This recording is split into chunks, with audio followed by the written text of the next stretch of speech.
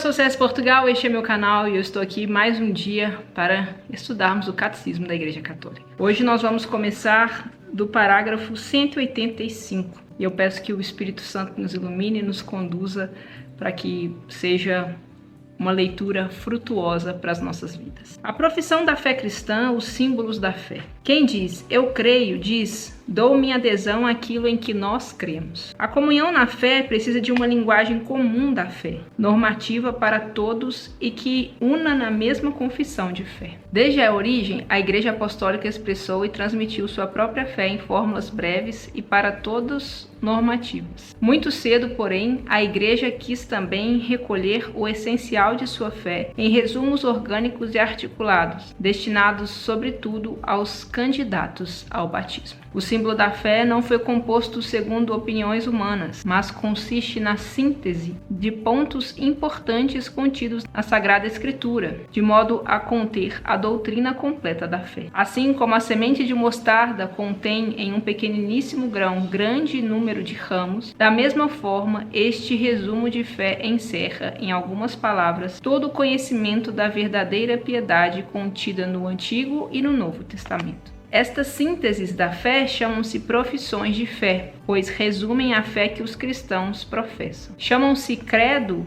em razão da primeira palavra que normalmente as começa, creio.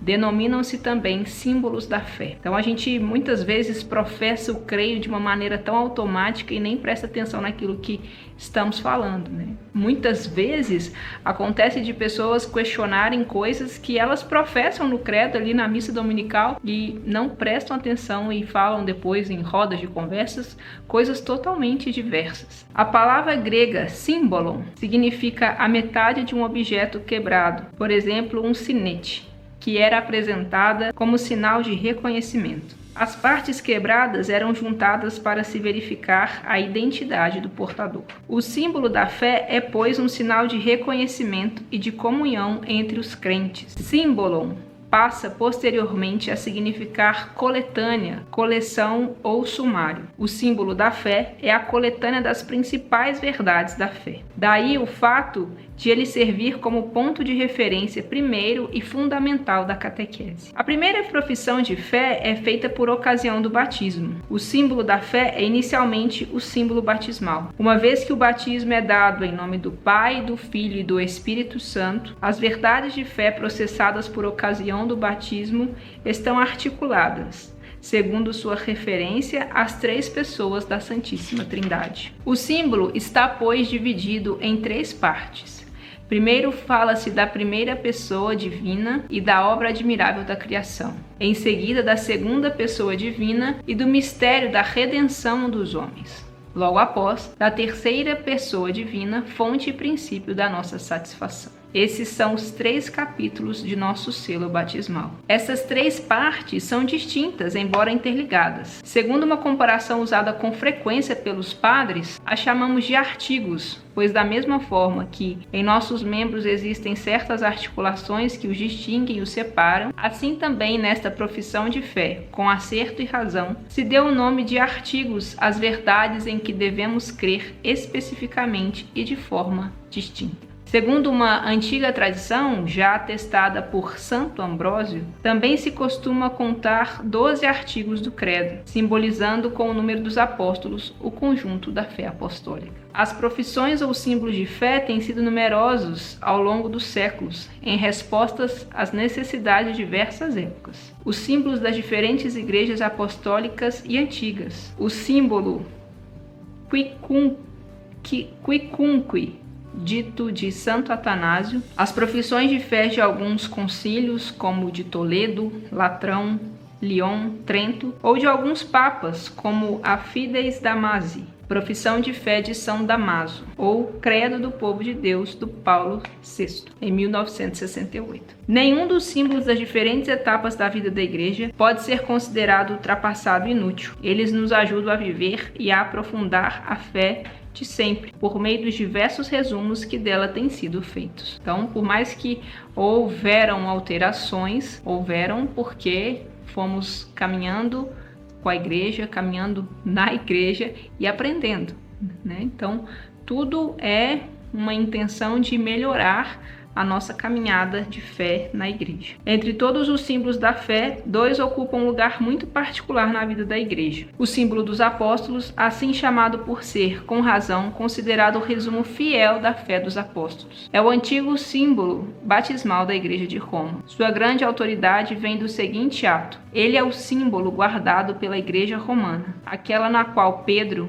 o primeiro entre os apóstolos, teve sua sé, e para a qual dele trouxe a comum expressão de fé, Essentia Communis. O símbolo denominado niceno-constantinopolitano tem sua grande autoridade no fato de ter resultado dos 2 primeiros concílios ecumênicos. Ainda hoje, ele é comum a todas as grandes igrejas do Oriente e do Ocidente. Como eu disse no último vídeo, esse niceno-constantinopolitano é aquela versão estendida do credo, que em algumas celebrações eucarísticas, o credo é professado nessa versão maior, assim, que é uma outra versão, mas diria que com mais detalhes do que aquela que normalmente falamos todos os domingos. Nossa exposição da fé seguirá o símbolo dos apóstolos, que constitui, por assim dizer, o mais antigo catecismo romano. A exposição será, contudo, completada por constantes referências ao símbolo niceno-constantinopolitano,